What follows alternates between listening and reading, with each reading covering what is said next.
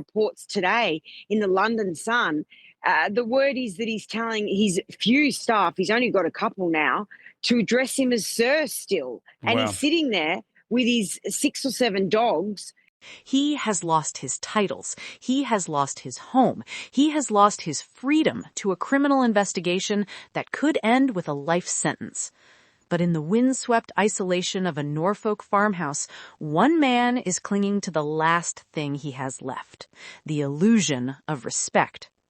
Andrew Mountbatten Windsor, the former prince arrested on his 66th birthday, has issued a decree to his remaining staff. They will address him as Sir. And while he waits for justice, his security guards are fetching his beer. Welcome back. Let's paint the picture of Andrew's existence on February 23rd, 2026. He is temporarily living at Wood Farm, the modest cottage on the Sandringham estate where his father, Prince Philip, spent his retirement. He is awaiting renovation work on Marsh Farm, his permanent home, a 5-bedroom farmhouse he reportedly considers beneath him. His staff has been streamlined to just 2 positions, a chef and a valet. Neither has been recruited yet. For company, he has his police and security officers and 7 dogs, including 2 of the late Queen's corgis. And yet, according to multiple reports, when staff asked how they should address the man stripped of his HRH, his prince title, and his dukedom, the instruction came back clear and firm. He is still to be called Sir. A source told The Sun, "He's lost his HRH, prince, and duke titles, and so staff, who didn't know how to correctly address him, have been instructed that he is still to be called Sir."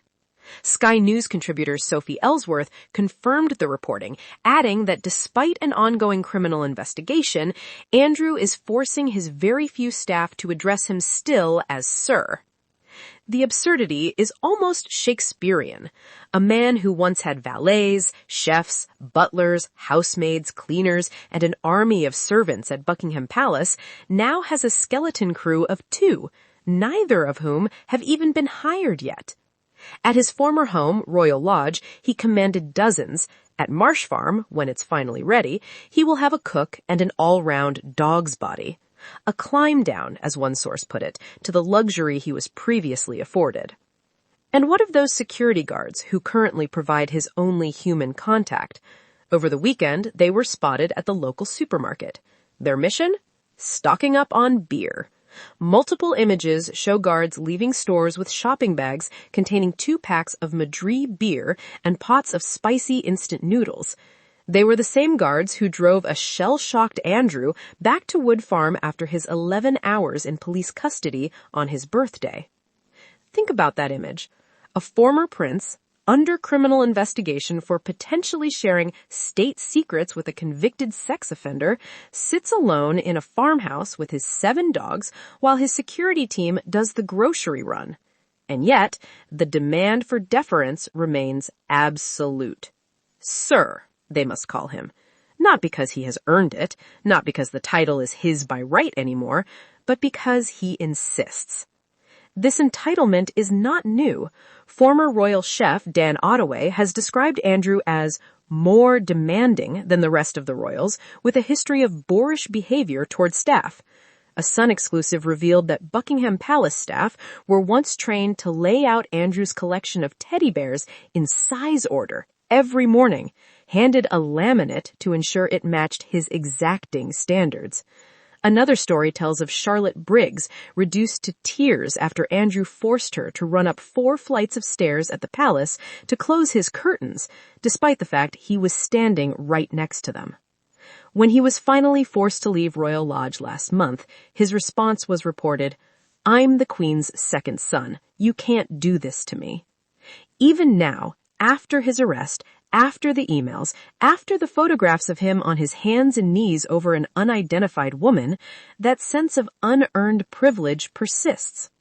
The Sun's editorial this weekend delivered a devastating verdict.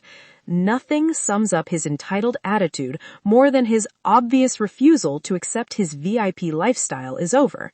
They noted that Sir is an honorific linked to courtesy, respect, and plain good manners, all of which the former prince himself has seldom displayed.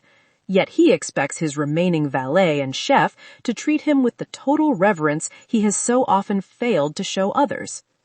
There is something almost pitiful in this spectacle, a man stripped of everything, clinging to a title that exists now only in the mouths of the few people forced to serve him. But the pity is undercut by the history, the staff he bullied, the privileges he abused, the secrets he may have sold. Sir is what they must call him, but respect, true respect, is not commanded. It is earned. And Andrew Mountbatten Windsor, sitting alone in Norfolk with his beer and his dogs, has never seemed smaller. Thanks for watching.